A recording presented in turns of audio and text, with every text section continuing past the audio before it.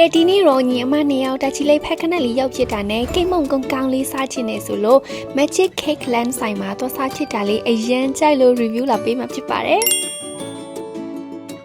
ဒီဆိုင်ကကိတ်မုံတွေပေါင်မုံတွေနဲ့ကူကီတွေမျိုးစုံကိုကြာရှည်ခံပစ္စည်းလုံးဝထည့်ထားခြင်းမရှိပဲနေ့တိုင်းအသစ်ဆက်လောက်ရောင်းတာဆိုတော့ fresh bake တွေကိုပဲစားချင်တဲ့မိတ်ဆွေတို့အတွက်ဆိုရင်အရန်သင့်တော်ပါတယ်နော်ဆိုင်လိပ်စာကတော့ပုံလို့လန်းလီဘောခောက်ဆွဲမျက်နှာချင်းဆိုင်မှာဖွင့်ထားတဲ့ Magic Cake Land Bakery ကိုပဲလာလိုက်တော့နော်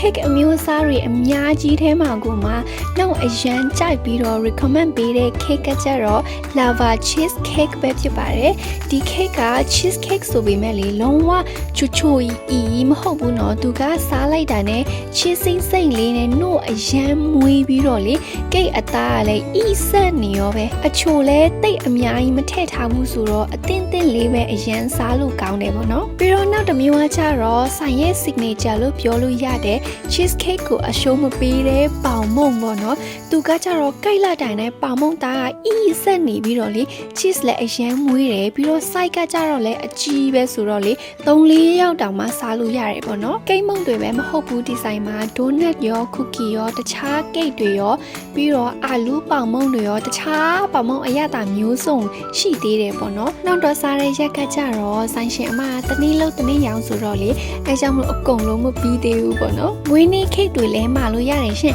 size နဲ့အရသာတွေကကြတော့ဗီဒီယိုထဲမှာထည့်ထားပေးပါမယ်နော်ဒီဆိုင်ကို mindset မှာနေဖူးတဲ့သူတိုင်းသိကြမယ်လို့ထင်တယ်ပေါ့နော်ဒီ